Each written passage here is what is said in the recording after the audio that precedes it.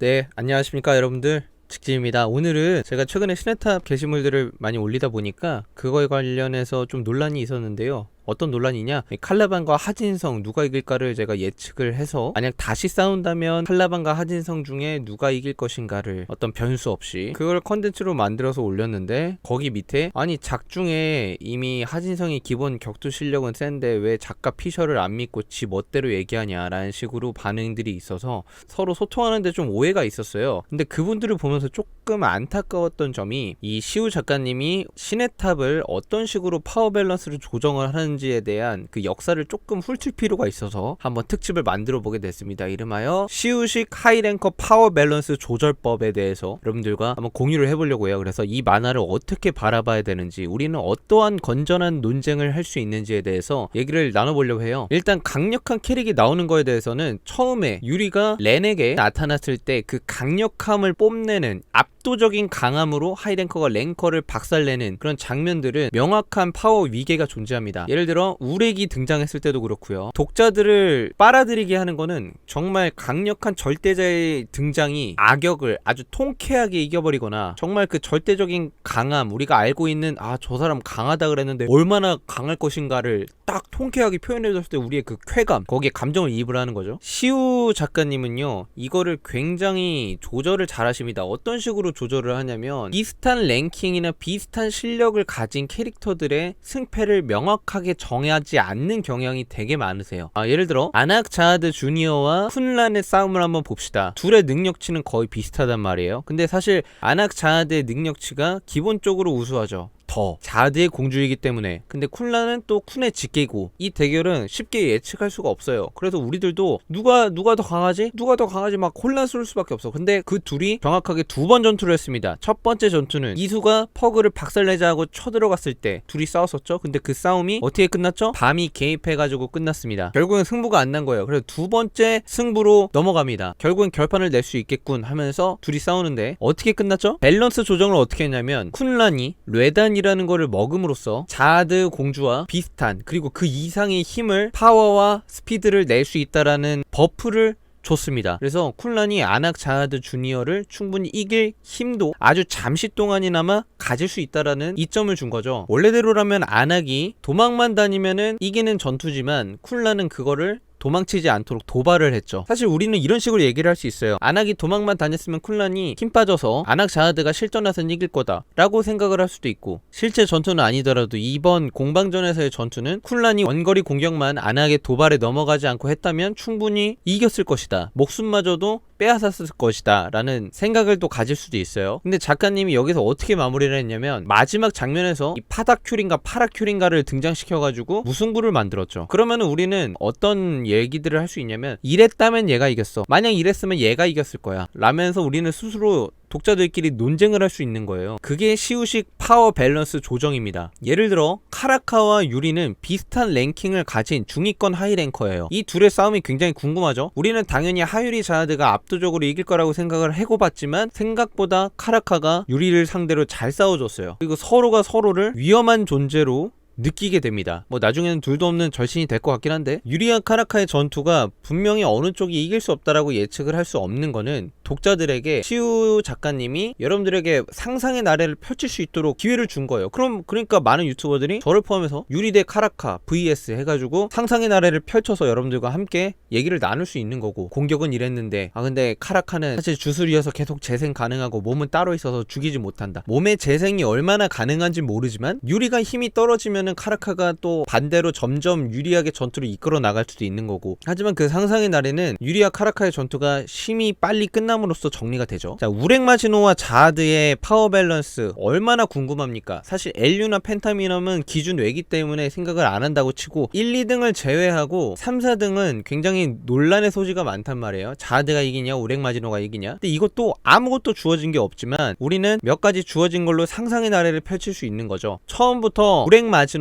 자하드를 이긴다라고 작가가 설정을 해버린다면 만화의 파워 밸런스는 급속도로 재미가 없어집니다. 사실 절대자는 2명 정도로는 족하거든요. 엘류나 펜타미넘으로 이미 충분한 절대자의 강함을 우리에게 어필을 했어요. 하지만 동일한 최상위권 강자 자드와 우렉마지노 논쟁거리를 줌으로써 우리 독자들이 스스로 서로 소통하고 관심을 갖게 되는 거죠. 어떻게 밸런스 조정을 했어요? 숨겨진 층에서 우렉마지노가 등장했지만 우렉마지노는 불완전한 상태로 데이터화됐다 라는 식으로 디버프를 줍니다. 그래서 자하드와 쿤 에드안에게 지금 대적할 수 없는 상태다 라고 얘기를 하고, 바깥의 자하드와 우렉마지노의 관계는 어떻습니까? 일단 우렉마지노가 선별인원 시절에 아리에혼과 호각으로 전투를 겨뤘고, 그리고 그 호각으로 전투를 겨룬 것 자체도 아리에혼을 이겨야 쓰러뜨려야 되는 조건이 아니라 아리에혼의 공격을 몇 분 동안 견뎌만 내면 되는 시험이었잖아요. 그래서 아리에혼이 이긴다 우렉마지노가 이긴다 명확하게 구분할 수 없지만 우렉마지노가 랭킹이 한 단계 높음으로써 아리에혼을 이길 수 있다라는 무언의 전제가 깔려 있어요. 근데 자하드가 우렉마지노보다 랭킹이 높다 그래서 강하다는 건 아니죠. 왜냐? 영향력이 절대적으로 있기 때문에. 그러니까 랭킹으로 서로의 강함을 판단하는 것 자체가 굉장히 무의미한 게, 시우 작가님이 랭킹은 영향력을 기준으로 판단되는 게 크다라고 얘기를 했기 때문에, 그 영향력이 기준이 엄청나기 때문에 우리가 어떤 추측을 해도 뒤바뀔 수도 있고, 이 사람이 이 사람을 이겼는데 이 사람은 이 사람을 못 이겨, 이런 식의 전기가 충분히 가능하다는 거죠. 우렉이 가람에게 그런 말을 했어요. 그녀가 원하는 걸 내가 들어줄 마음이 없다. 근데 그녀가 원하는 건 자아대의 주급이니까 들어줄 마음이 없다지 들어주지 못한다라고 얘기는 안 했거든요. 그래서 충분히 자아드와 싸워서 호각으로 상대할 수 있는 상황인데, 그래서 우리는 상상할 수 있는 거죠. 자아드가 이기냐 우렉마지노가 이기냐. 근데 시우식 웹툰 시네탑의 가장 큰 장점이자 단점이라고 할 수 있는 거는 본편에 설명되지 않은 설정들이 너무너무 많다는 거예요. 근데 그 설정 중에 하나, 아도리 자하드와 엔 자하드가 공동 랭킹 7이란 말이에요. 근데 둘의 강함은 비교를 할 수가 없어요. 왜냐? 엔 자하드가 갇혀 있으니까. 그래서 설정상 시네탑 세계관 속 랭커들이 엔 자하드가 강하냐 아도리 자하드가 강하냐를 두고 논쟁을 하는 거는 랭커들 사이에서 즐거운 수다거리다, 즐거운 논쟁거리다 라고 얘기를 했거든요. 마찬가지입니다. 우리가 칼라반과 하진성을 두고 그렇게 피 튀기는 논쟁과 서로를 헐뜯고 비방하는 논쟁을 하는 것 자체가 시우 작가님이 의도한 바고 원하는 바라는 거죠. 근데 누군가를 이긴다라는 건 절대적으로 정할 수는 없어요. 하지만 충분한 토론이 가능한 주제들이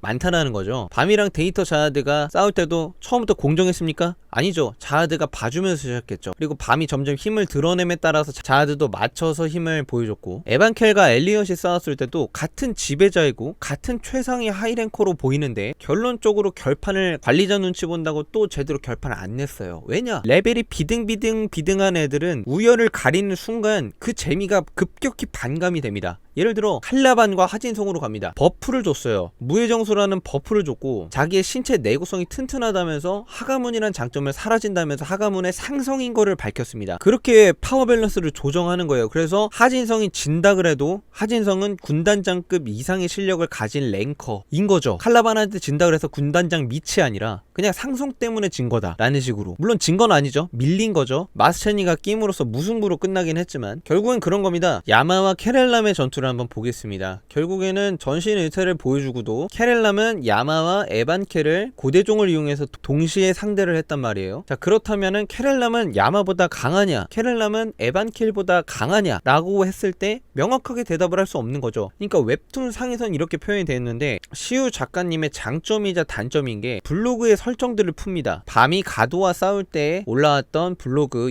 내용입니다. 가도의 발이 잘리는 건 조금 오버스펙 기운이 있기는 하지만이라면서 밤이 하이랭커의 발을 자를 정도의 실력이 있는 거를 오버스펙이라고 표현합니다. 계속 논쟁거리로 만드는 거예요. 밤은 하이랭커급이냐? 아니다. 아직은 일반 랭커보다는 약하다. 이런 식으로 계속 조율을 하는 거예요. 그러면 우리는 뭐 어떻게 해요? 밤은 하이랭커급이다. 아니다. 밤은 상위랭커급이다. 계속 논쟁을 하겠죠? 그게 작가님이 의도하는 바라고 저는 개인적으로 생각을 하는 거죠. 그리고 이게 웹툰적으로 봤을 땐 긍정적인 논쟁이라고 생각을 해요. 밑에를 보시면 가시도 그렇고 붉은바리도 그렇고 강한 연출이 나와도 이상할 건 없는 애들이다. 그런 식으로 본인도 이랬다 저랬다 해요. 양쪽 편을 다 드는 거예요. 그건 뭐냐? 사람들이 이 의견을 지지하는 사람이 이 의견 지지하게 만들고, 사람들이 이 의견 지지하면 이쪽 의견 지지하게 만들고, 그런 식으로 약간 의도치 않게 독자들을 농락하고 있는 거죠.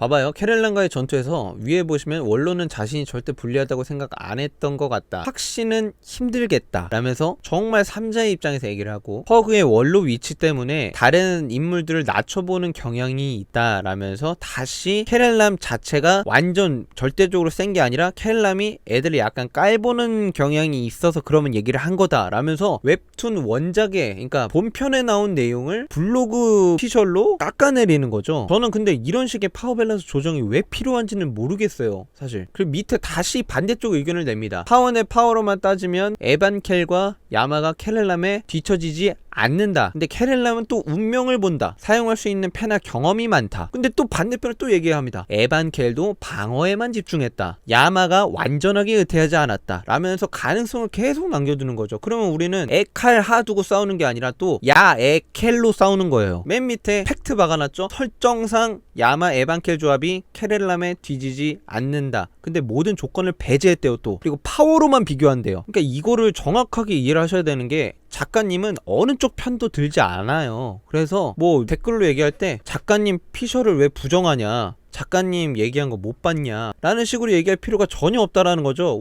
야마와 야스라차의 대결입니다. 저는 야마 야스라차 대결에서 야마가 전신의퇴를 하고 나서 야스라차한테 마지막 한 번의 합을 주고받았을 때 야마가 피투성이 되는 거 보고 야스라차한테는 안 된다라고 컨텐츠를 올린 적이 있습니다. 근데 이런 식으로 또 얘기합니다. 야스라차에겐 상성이 안 좋은지도 모르겠군요 하면서 다시 한번 칼라반과 하진성이 하는 것처럼 파워 밸런스를 조정합니다. 그리고 밤과 랭커를 다시 조정할게요. 봐봐요. 밤과 델리트가 서로 더 강하다 라고 얘기를 한다. 중간에 보면 밑에서 세 번째 줄, 여러 요소들이 많이 섞여 있다. 그래서 이번 전투로 판단하기 어렵다는 거죠. 랭커들의 실력은 무기나 능력에 따라 편차가 엄청 크다. 그래서 뭐 델리트가 편차가 뭐 조금 약한 편이라고 얘기를 하는 것 같고, 이 한 번의 전투는 밤이 무조건 랭커 이상이라고 말하기가 힘듭니다만 이라고 얘기하는데, 그러니까 작가님이 무조건 랭커 이상이다라고 말하기 힘들다고 얘기를 했는데 지금 보여지는 밤의 모습이 랭커 이상이 아니라고 할 수 있는 독자가 도대체 어딨냐고요. 그러니까 작가님이 말을 하는 표현들이, 우리가 무조건적으로 신뢰할 수 있는 표현들이, 무조건적으로 신뢰할 만한 표현들이 있지는 않아요. 그러니까 신뢰하지 않아도 되는, 의심할 만한 표현들이 분명히 존재합니다. 그래서 저는 이런 거에 있어서 작가님의 블로그 피셜들을 완전히 신뢰하지 않는다 라고 얘기를 했더니, 사람들이 작가님 피셜 안 믿는다네, 걸른다, 채널 안 본다, 영상 안 본다 이렇게 나오니까, 그러니까 나는 청소년분들한테 좀 얘기를 해주고 싶어요. 이렇게 무조건적으로 믿을 필요가 없다니까. 우리는 충분히 의심하고 비판할 자격이 있는 독자들이기 때문에 비판적으로 봐야 돼요. 받아들일 건 받아들이고 비판할 건 비판하고. 다음 사진 봅니다. 밤과 랭커의 전투를 전면적으로 부각시키기는 어려웠다. 그리고 중간중간 매끄러운 진행이 있지는 않았다. 결론적으로 밤 델리트의 전투는 밤이 우위를 정했고 가시 힘없이 이뤄진 결과가 흥미롭대요. 밤과 랭커 간의 부등호가 성립하기 힘들다는 점 또한 사실이다 라고 얘기를 하는데, 그냥 밤이 싸우는 거에 라크와 쿤이 껴들었을 뿐이지, 사실 라크와 쿤이 없었으면 밤은 또 다른 식의 전투를 했을 거라고 저는 생각이 들어요. 그러니까 이 글을 보고 아, 밤은 아직 랭커급은 아니구나 라고 얘기를 생각하는 것 자체가, 왜냐, 밤은 가시도 안 썼고 신원류도 안 썼고 푸른바리 붉은바리도 안 썼고 신수의 고리조차 엄청 사용하지도 않았고, 사용한 거는 그거네, 아 그건 사용했네, 붉은바리 정도는 사용을 했죠. 그것도 의태의 힘으로. 그러면 또 이런 식으로 얘기할 거예요. 랭커도 전력을 다해서 싸운 건 아니기 때문에 뭐 이런 식으로 또 조정을 하겠죠. 캐렐람이 야스라차와의 어떤 전장 상황에서 아무런 역할을 안 한 것에 대한 블로그 작가의 언급입니다. 중간에 보시면은 위대하신 자드님이 이렇게 캐렐람에게 밸런스 패치를 또 해주십니다 라고 하는데, 블로그에 적는 글 대부분이 파워 밸런스 투성입니다. 파워 밸런스를 조정하는 밸런스 패치가 엄청 들어가요. 다시 들어갑니다. 결과적으로 이번 전투는 갑자기 여러 변수들이 터져나왔고 에반켈이나 야마한텐 불리한 상황이었다. 그래서 야마나 야스라차의 어떤 승패가 나왔다고 하기 애매하다 라면서 결론을 짓습니다. 그래서 이제 둥지에서 야마와 야스라차의 전투가 이제 승패를 단락 지을 수 있는 전투들이 되지 않을까라고 얘기를 하는데, 제가 장담할 수 있는 거는 아무런 조건과 제약 없이 야마와 야스라차가 1대1로 다이다이를 떠서 결투가 난다? 그래서 야마가 야스라차보다 이긴다, 뭐 야스라차가 야마보다 강하다, 이게 딱 정확하게 본편에서 피셜로 정해지지는 않을 거예요. 아마 분명히 어떤 요소들이 개입하고 어떤 팀이 불리한 상황에서 분명히 리스크를 지고 게임을 게임을 할 것 같다는 느낌이 거의 100%에 가깝게 듭니다. 어쨌든 제가 여러분들 이렇게 긴 시간 제가 하고 싶었던 이야기는 뭐냐면, 시우 작가님의 설정을 즐기긴 하되 그거를 맹신함으로써 파워 밸런스적인 면에서는 시우 작가님의 말을 너무 맹신할 필요는 없다. 시우 작가님은 가만 보면 어느 쪽 편도 들고 있지 않다. 그냥 우리 독자들이 각자의 입장으로 각자의 본 시각이나 견해들로 건전한 논쟁을 하길 원한다. 물론 제가 작가님한테 직접 듣지는 않았어요. 하지만 지금 하시는 행동들을 보면은 그런 것 같아요. 제 의견을 이렇게 얘기를 해봤고요. 공감되시면은 또 공감된다고 얘기해주시고, 아닌 것 같다 하면은 또 댓글 달아주시면은 그거에 맞춰서 또 건전한 소통의 장이 되었으면 좋겠다는 생각이 들었습니다. 너무 길게 얘기했네요. 다음에 다른 영상으로 찾아뵙겠습니다. 감사합니다. 꼬박.